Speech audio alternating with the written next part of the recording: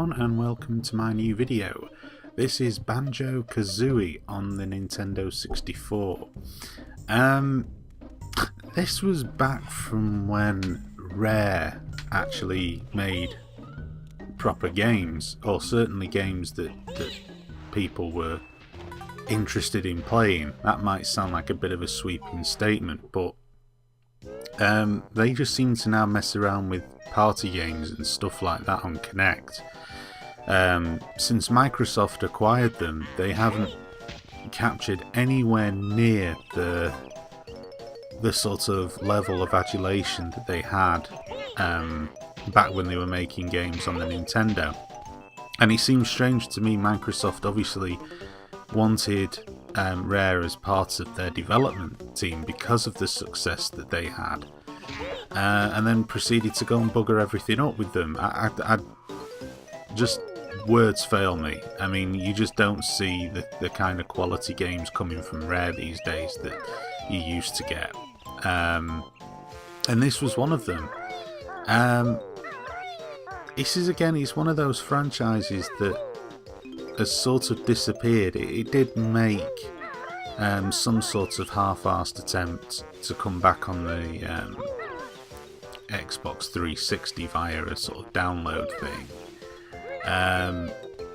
but then sort of disappeared from view. And well, I mean, Banjo Kazooie now is just one of those games that I think is going to be consigned to history unless Rare do pull out the stops and make a brand new one. But I just don't see them doing that at the moment, though they might have something in development, I don't know. But anyway, this is Banjo Kazooie on the N64, and it's a jolly good game. It's very fun to play, but it's also exceptionally similar to Mario 64.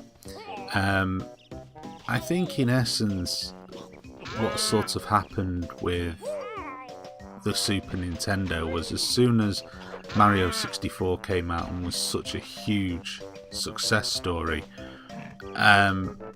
pretty much everyone thought, well, this is going to be the way to go with these sort of 3D platform type games. And there was no doubt that Mario 64 plays a massive influence on this. The game plays virtually the same. It has the same sort of camera angles. The controls are very, very similar. Even the transitions between the scenes. You know, in Mario you had this sort of little outline of Mario when you sort of completed a level or went to a different transition in the level, or Bowser if you were killed. And in this, you have a little outline of Banjo Kazooie for the transitions and stuff like that. So it is very, very similar in a lot of respects. But obviously Nintendo weren't particularly bothered because, you know, it was another feather in their cap, and you know, it was another game selling on their console, so they weren't too bothered about it. And I'm not too bothered about it either, really, because Mario 64 is a terrific game, so having more games that were similar to it wasn't a problem at all in my book. One of the drawbacks with these type of games is because they sort of came in the era where 3D was still kind of in its infancy. And when I say 3D, I just mean games with the 3D environment. I don't mean the modern day consideration of 3D, which is sitting there wearing silly glasses,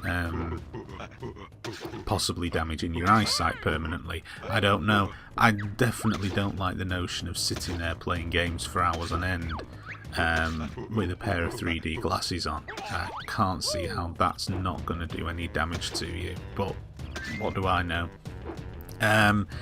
Yeah, what I was saying was that the cameras were a bit dodgy. They were obviously experimenting quite a lot with these games, and they were obviously trying to come up with something that you know, to their mind was trying to take advantage of the technology, and a lot of the time cameras used to get quite bizarre and start flying around the screen. I mean, as you can see here, they're trying to show everything at its most dynamic, and unfortunately it doesn't always work. Quite often it's like here, you know, you just get daft bits like the camera doesn't move in the correct manner in order for you to be able to see what you're going to do. You have to start faffing around manually adjusting the camera, and this might not, you know, seem to be too much of a problem, but personally I think it is. I mean, when you compare how modern games are today, I mean, they would seriously get hammered in reviews with camera angles like the likes that they have in these games. So, you know, it is kind of interesting that although these games were generally well received, they weren't without their problems, and the camera angle was certainly one of the big problems that I come across when I'm playing these old games. And it's a shame because obviously, you know, these are good games, but like I say, because a lot of it was experimenting with this new technology, and they were just trying to showcase the game, you know, always trying to showcase it looking at its best, these problems tended to occur.